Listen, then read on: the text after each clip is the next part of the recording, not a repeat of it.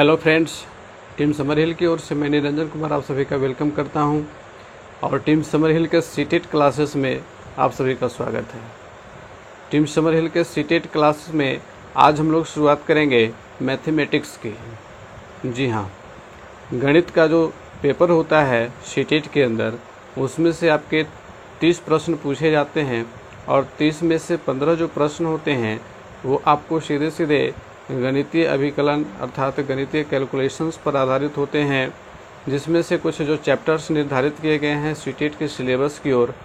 तो उस सिलेबस में जिन जिन चैप्टरों का जिक्र किया गया है उन चैप्टर्स के ऊपर हम लोग आज से क्लास स्टार्ट करेंगे और समझेंगे कि गणित के सवालों को कैसे हल किया जाता है, बिल्कुल बेसिक तरीके से, कोई शॉर्टकट नहीं, बिल्कुल आराम से सीखेंगे, अपनी अवधारणा को बिल्कुल क्लियर करेंगे, ताकि केवल सीटेट के एग्ज़ाम में ही नहीं बल्कि अन्य कहीं भी यदि कोई बच्चा भी हमसे ये सवाल पूछ दे तो हम उन्हें अच्छे तरीके से समझा सकें।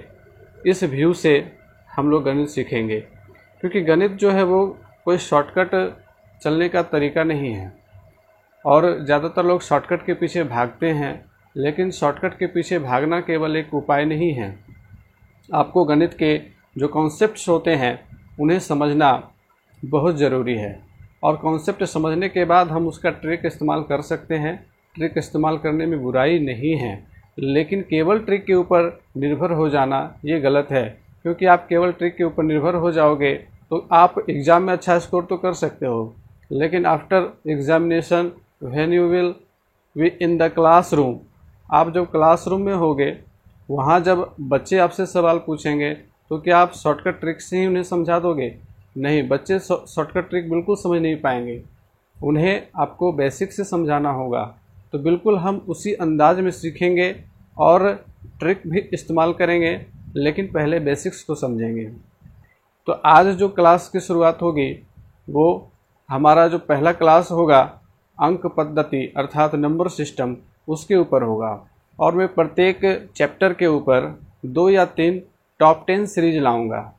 टॉप 10 सीरीज इसीलिए क्योंकि उसमें जो पिछले वर्ष के पूछे गए सवाल होंगे उनमें से जो मुख्य सवाल होंगे, महत्वपूर्ण सवाल होंगे, उनमें से 10-10 सवालों को मैं चुन करके लाऊंगा और उन सवालों के माध्यम से हम लोग उसका प्रैक्टिस करेंगे। इससे क्या होगा कि एक तो हमारा वीडियो बहुत ज़्यादा लंबा नहीं होगा और दूसरे आप लोगों को एक कॉम्पैक्ट मटेरियल मिल जाएगा जिसमें आप लोगों को बहुत ही अच्छे से समझ में आएगा और साथ ही साथ आपकी तैयारी बेहतर होगी। तो ये हमारा टॉप 10 सीरीज होगा और इसके जवाब देने का एक नियम बना लेंगे हम लोग कि मैं पहले सवाल आपके सामने रखूँगा, आपको वीडियो को पॉज करना है और आपको नोटबुक पेन को लेकर के रखना है, आपको खुद से बनाना है और बनाने के बाद फिर वीडियो को प्ले करना है और फिर देखना है कि आपने जो बनाया वो सही है या नहीं। तो चलिए आज के क्लास में हम लोग नंबर सिस्टम को शुरू करते हैं। नंबर सिस्टम से टॉप 10 सवाल आएंगे आपके सामने, उसमें से पहला सवाल आने वाला है बस कुछ ही क्षणों में। तो नंबर सिस्टम के टॉप 10 सवालों का पहला सवाल आपके सामने रहा ये, हिंदू अरबी संख्यांकन पद्धति में 4 अंक वाली कितनी संख्याएं हैं? ये सवाल सीटेट जून 2011 में आया हुआ है। ऑप्शंस हैं 9999, 9099, 8999। आपके लिए मैंने जो नियम बताए थे, वीडियो को पॉज करना है, आपको जवाब देना है, उसके बाद प्ले करके आपको चेक करना है कि आपका जवाब सही है या गलत है। तो चलिए, आपने जवाब सोच लिया होगा तो इसको हम लोग डिस्क्रिप्टिव मैनर में हल करके देख लेते हैं कि 4 अंकों वाली कितनी कुल संख्याएं होती हैं। सवाल पूछा जा रहा है कि हिंदू अरबी संख्यांकन पद्धति में 4 अंक वाली कितनी संख्याएं होती हैं। ठीक है, 4 अंकों की कुल कितनी संख्याएं होती हैं। तो 4 अंकों की आप देखिए कि सबसे छोटी संख्या क्या होगी। सबसे छोटी संख्या 4 अंकों की तो 1000 होगा, 1 और इसके बाद 3 जीरो, 4 अंक हो गए सबसे छोटी संख्या। फिर सबसे बड़ी संख्या क्या होगी? तो सबसे बड़ी संख्या 9999 होगी। अब हमें बताना है कि 4 अंकों की कुल कितनी संख्याएं होती है। यानी कि 1000 से लेकर के 9999 तक कुल कितनी संख्याएं होती हैं। ठीक है, तो यहाँ देखिए हम लोग क्या करेंगे कि 9999 में 1000 को घटा देंगे तो हमारे पास क्या बचेगा, 8999 बचेगा। और इसमें एक जोड़ देंगे, एक इसलिए जोड़ेंगे क्योंकि 1000 वाला जो हमें वो काउंट करना है, तो एक जोड़ेंगे तो हमारा आंसर आ जाएगा 9000, यानी कि 4 अंकों वाली कुल 9000 संख्याएं होंगी। ठीक है, क्लियर हो गया। तो चलिए, उम्मीद है कि आपका जवाब बिल्कुल सही हुआ होगा। तो बढ़ते हैं अब दूसरे सवाल की ओर। हमारा दूसरा सवाल है 1/2 में कितने 1/8 हैं। 8 4 2 16। सोल्व कीजिए। उम्मीद है कि आप लोगों ने सोल्व कर लिया होगा। तो चलिए इसको समझते हैं। 1/2 में कितने 1/8 हैं। अब जरा इसको सरलीकरण कर लेते हैं। सरलीकरण कैसे कर लेंगे, हम इस सवाल को चेंज कर देते हैं। अब बताइए कि 10 में कितने 2 हैं। 10 में 2 कितने हैं, कैसे निकालेंगे। 10 रुपये का नोट है, उसमें से, या फिर ऐसे कहिए कि 10 रुपये हैं, उसमें से 2 रुपये के कुल कितने सिक्के होंगे, तो 5 सिक्के होंगे। सिंपल है। तो कैसे हम लोग निकाल लिए कि 10 में भाग दिए 2 से, तो 2 पचे 10, 5 आ गया। तो अब जब सवाल आ गया कि 1/2 में कितने 1/8 हैं, तो यहाँ पे कंफ्यूज नहीं होना है, केवल हम लोगों को क्या करना है, डिवाइड कर देना है। अब डिवाइड करेंगे तो 8 ऊपर चला जाएगा 4, तो हमारा ऑप्शन नंबर 2 सही है। तो चलिए अब बढ़ते हैं तीसरे सवाल की ओर। तीसरा सवाल है 11 इकाइयाँ, 11 दहाइयाँ और 11 सैकड़े, तीनों के बीच जोड़ है, ये किसके बराबर होंगे। तो जल्दी से ऑप्शन को देख करके आप लोग बताइए।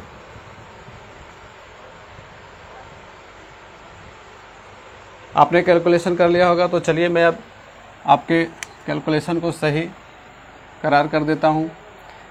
11 इकाइयाँ, 11 दहाइयाँ और 11 सैकड़े। तो देखिए 11 सैकड़े, हम लोग सैकड़ा से चलें, 11 गुने 100 कर लें तो 1100 हो जाएगा। 11 दहाइयाँ, तो ये 10 से गुना कर लें तो 110 हो जाएगा। और 11 इकाई, तो इकाई 1 से होगा, तो आ गया 11। इन लोग जोड़ दें, 1 2 2 1, ऑप्शन नंबर 3 सही है। तो चलिए बढ़ते हैं चौथे सवाल की ओर। चौथा सवाल है मंजू के पास 12 चॉकलेट हैं। मंजू ने इसका 1/4 भाग अंजू को, इसका 1/3 भाग सुजाता को और इसका 1/6 भाग फिजा को दे दिया। मंजू के पास अब कितने चॉकलेट बचे हुए हैं। 3 4 1 2, बताइए जल्दी से। चलिए इसके ऊपर हम लोग कैलकुलेशन कर लेते हैं। सवाल है कि मंजू के पास 12 चॉकलेट है, टोटल चॉकलेट 12 है। 1/4 भाग अंजू को दिया, 1/4 भाग यानी कि 12/4 अगर करेंगे तो 3 चॉकलेट अंजू को दे दिया। 1/3 यानी कि 12/3, 4 चॉकलेट सुजाता को और 6ठा भाग यानी कि 12/6, 2, 4 3 7 2, 9 चॉकलेट उसने बांट दिए। कितने चॉकलेट बच गए, 3। चलिए अब बढ़ते हैं 5वें सवाल की ओर। आइए देखते हैं 5वें सवाल को। 5वां सवाल है निम्न में से कौन सी महत्तम संख्या है।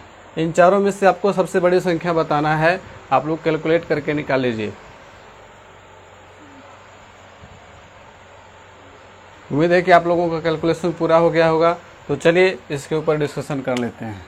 पहला जो ऑप्शन है 2 2 4, 4 का स्क्वायर और फिर इसके ऊपर स्क्वायर है,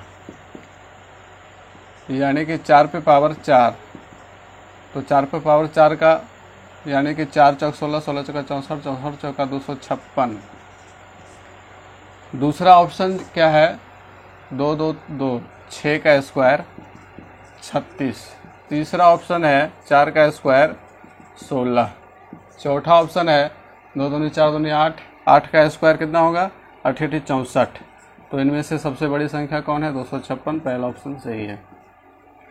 चलिए बढ़ते हैं अगले सवाल की ओर। छठा सवाल है 3759 इंटू 9573 के गुणनफल में दहाई अंक और इकाई अंक का योगफल बताना है। आपको कितना होगा 7 9 16 0। कैलकुलेट करके बताइए।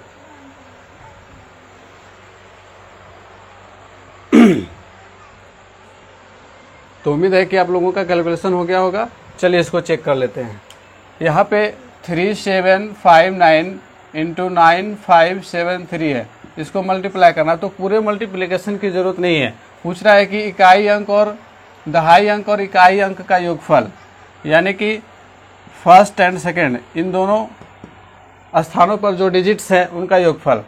तो 9 तिया 27 का 7 बाकी 2, 5 तिया 15, 15 2 17, 2 अंक से ज़्यादा हम लोग नहीं जाएंगे। इसके बाद जब दूसरे से गुना करेंगे 9 7 63 का 3 बाकी 6। अब पहले अंक से आगे नहीं जाना है।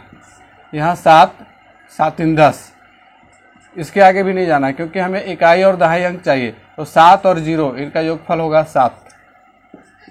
तो लंबा कैलकुलेशन ही करना है, शॉर्ट कैलकुलेशन करके इस तरह के सवाल का आंसर दे देना है। तो चलिए बढ़ते अगले सवाल की ओर।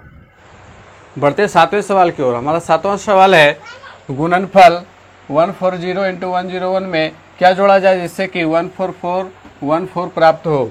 जल्दी से बताइए आप लोग। ऑप्शंस हैं 278, 346, 364, 274। आप लोगों का कैलकुलेशन हो गया होगा। चलिए इसके ऊपर कैलकुलेशन करके देख लेते हैं इसका आंसर क्या होगा।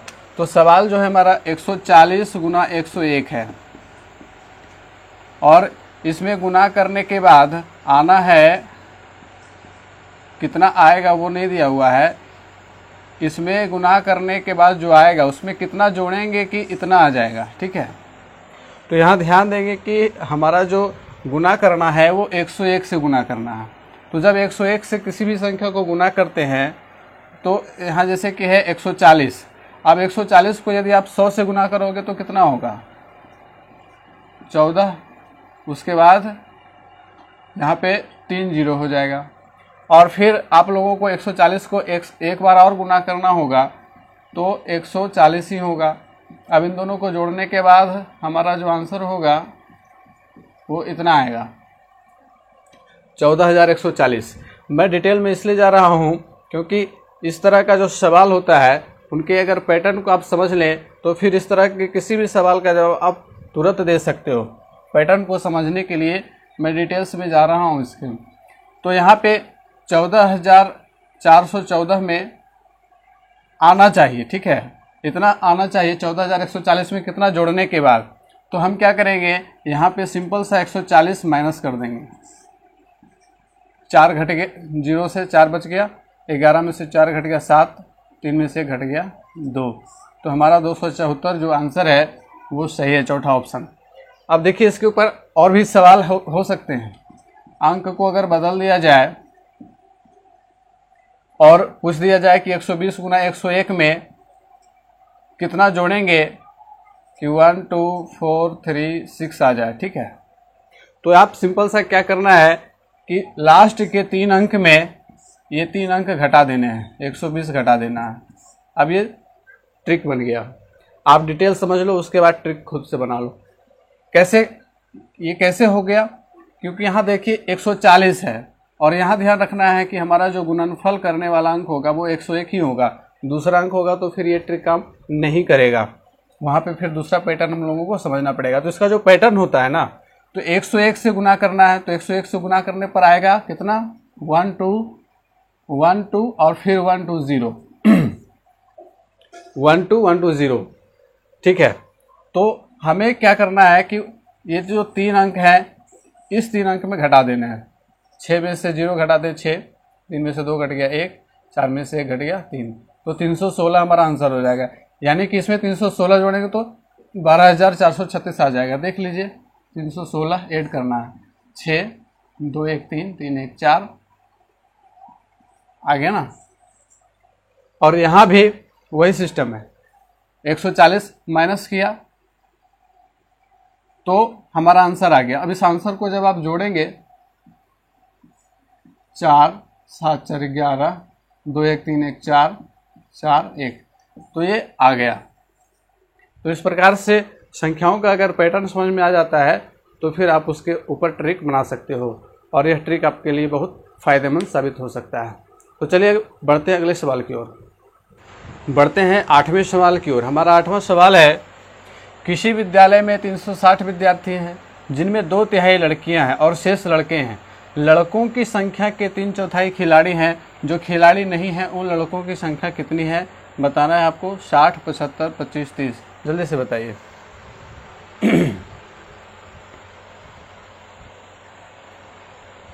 उम्मीद है कि आप लोगों का कैलकुलेशन कंप्लीट हो गया होगा। तो चलिए इसके ऊपर कैलकुलेशन कर लेते हैं, चेक कर लेते हैं हमारा आंसर क्या होगा। टोटल विद्यार्थी हैं 360। 360 में 2/3 लड़कियां हैं। 360 का 2/3 अगर निकाला जाए तो कितना हो जाएगा? 12 3 36, 12 दूनी 24, 240 लड़कियां हैं। शेष बच गए 120 लड़के हैं। लड़कों के 3/4 खिलाड़ी हैं। 3/4 यानी कि 3/4, 4 तिया 12, 30 तिया 90, 90 खिलाड़ी हैं। तो शेष बच गए कितने? 30। हमारा आंसर क्या होगा? 30। इसके बाद फिर से समझ लें, कुल विद्यार्थी 360 हैं। कुल विद्यार्थी 360 हैं। इनमें से 2/3 लड़कियां हैं। तो इनमें से 2/3 को छाड़ देंगे हम लोग, क्योंकि ये लड़कियां हैं। सवाल लड़कों का पूछा जा रहा है। सॉरी, यहाँ पे 120 होगा। 120 दूना 240। तो ये 240 लड़कियों की संख्या।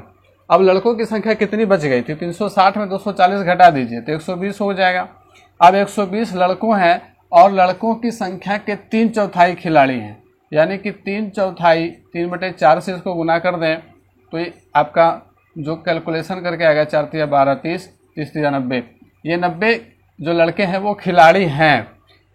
उन लड़कों की संख्या ज्ञात करें जो खिलाड़ी नहीं है, यानी कि 90 अगर खिलाड़ी हैं तो 30 जो बच गए वो खिलाड़ी नहीं हैं। तो हमारा आंसर 30 होगा।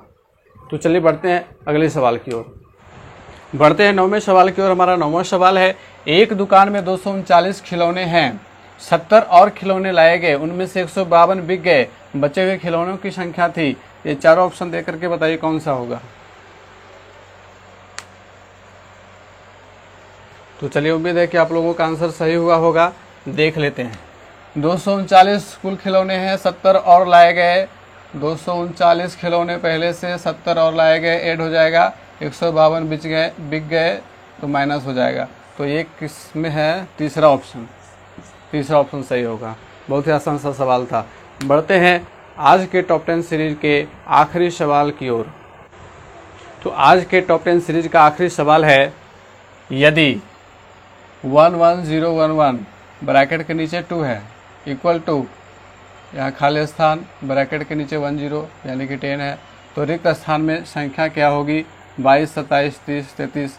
यह जुलाई 2019 में पेपर फर्स्ट का क्वेश्चन है।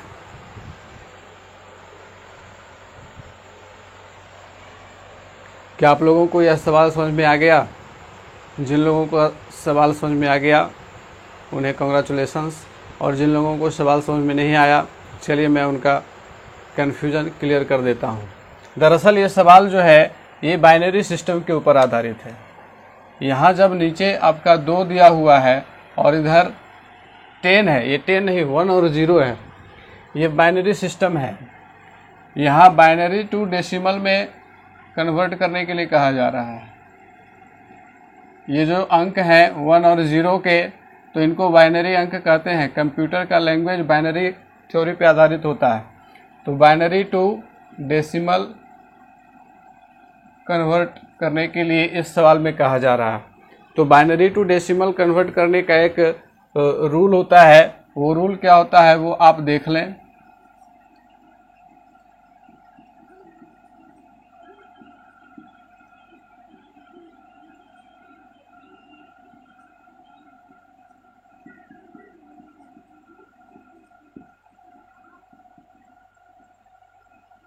दो दूनी 4 दूनी 8।